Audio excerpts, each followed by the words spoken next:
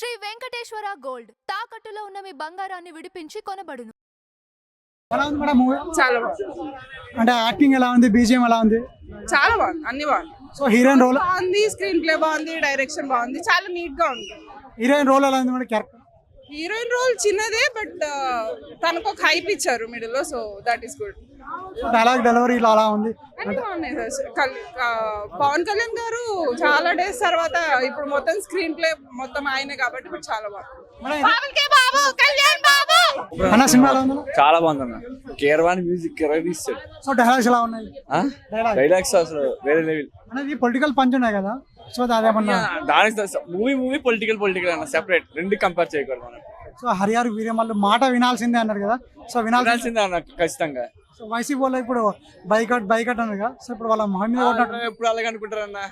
Politics involve చేయకూడదు, movie చూడాలి అంతే, పాలిటిక్స్ అసలు ఇన్వాల్వ్ చేయకూడదు. సో నిధి అగర్వాల్ క్యారెక్టర్ ఎలా ఉంది? చూడండి, ట్విస్ట్ అంటే చూడండి, నిధి అగర్వాల్ది సినిమా అయితే మాత్రం వేరే లెవెల్ అన్న. ఎవరేం చెప్పినా నమ్మకండి, సినిమా చాలా బాగుంది. ఎవరైనా ఎక్స్పీరియన్స్ చేయాల్సిందే. రేటింగ్ ఎంత ఇస్తారన్న? మనది 10 కంటే 100 అన్న. అన్న పుష్ప 2 ఎలా అది కలెక్షన్ అనేది కొల్లగొడుతుంది అనుకోవచ్చా? పక్కా అన్న, గ్యారంటీ. సో ఎన్ని కోట్ల వరకు రావచ్చు? అది మనం గెస్ట్ చేయలేమన్నా, కానీ పుష్ప రికార్డ్ అయితే బ్రేక్ అయిపోతుంది. పుష్ప 2 వచ్చేసి 2000 crores కదా, సో కొడుతున్న ఎక్కువ వస్తుంది అన్న, నాకు చాలా ఎక్కువ వస్తుంది. అంతగానం సినిమా దీంట్లో మీకు ఏం నచ్చిందన్న? ఇది బాగా అనిపించింది. మన పవర్ యాక్టింగ్ అన్న చాలా బాగుంది. సో అది బీజిఎం ఇట్లా యాక్టింగ్ ఇట్లా అలా ఉంది. బీజిఎం బాగుంది.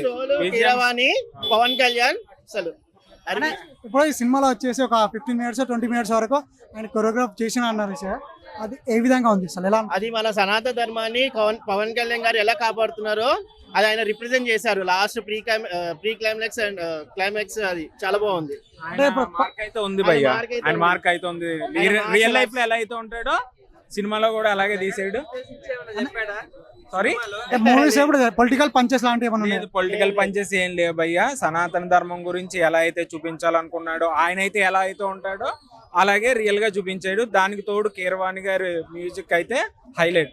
అంటే ఇప్పుడు హరిహర మాట వినాల్సిందే అని చెప్పేసి అన్నారు కదా, అంటే ఒక పొలిటికల్ పంచ్ లాగా తీసుకొచ్చా? పంచ్ కింద మనం ఊహించుకుంటే ఏదైనా అలా ఊహించుకోవచ్చు. బట్ అక్కడ ఏంటంటే ఒక ప్రమాదాన్ని ముందుగా అనుకుని చెప్పాడు కాబట్టి మంచి మాట ఎవరు చెప్పినా వినాలి. దానికి అర్థం ఆయన వీరమల్లు ఒకడే కాదు, ప్రమాదానికి ముందుగా హెచ్చరించాడు. అది ఎవరైనా మంచి మాట ఎవరైనా చెప్పినా వినాల్సిందే కదా. కానీ చాలా మంది దాన్ని ఒక పొలిటికల్ పంచ్ గా తీసుకున్నారు కదా. సెలబ్రిటీ బాగుంది భయ్య, చాలా బాగుంది. ఓవరాల్ ఇప్పుడు ఇంకా హీరోయిన్ రోల్ క్యారెక్టర్ రోల్ చిన్న అనేసి అంటారు. అంటే ఏదో ఉండాలి కాబట్టి ఉన్నారు, తన ఒక పాత్ర పర్లేదు, గ్లామర్ రోల్. ఓవరాల్ గా అయితే బాగుంది భయ్య. ఇప్పుడు పుష్ప 2 కలెక్షన్ బ్రేక్ చేసింది అనుకోవచ్చా? ఇట్లా కలెక్షన్స్ గురించి మ్యాటర్ కాదన్న, మంచి మెసేజ్ మూవీ. కలెక్షన్స్ తో మనం కలెక్షన్స్ అన్ని పక్కన పెడితే మా పవన్ అన్నని చాలా రోజుల తర్వాత స్క్రీన్ మీద బిగ్ స్క్రీన్ మీద చూసాం. ఆ ఎంజాయ్మెంట్, ఆ వైబ్ చాలు మాకు. నిజంగా మీకు ఏమనిపించింది అన్న? 5 years తర్వాత మీరు స్క్రీన్ మీద చూసారు కదా, సో చూసినాక మీకు ఎలాంటి ఫీల్ అనిపించింది? అది మాటలో చెప్పలేము, అది ఎక్స్పీరియన్స్ ఇన్ థియేటర్, ఆ వైబ్ అదంతా. సో దీనికి రేటింగ్ ఎంత ఇవ్వచ్చు అన్న? రేటింగ్ ఎంత ఇస్తారు? రేటింగ్ లైక్ 3 అన్న. 5 years తర్వాత వచ్చారు కదా, సో 5 years తర్వాత మీ యొక్క ఆకలి తర్వాత అవసరంలా ఎనీ టైం చెప్పు. నీకు నచ్చలేదా? చెప్పు. నీకు నచ్చలేదా? నరుకుతా చెప్పు. విఎఫ్ఎక్స్ కొంచెం యావరేజ్ ఉంది. Cinema super attempt is very good. చాలా మంచి ట్రయల్ ఇది.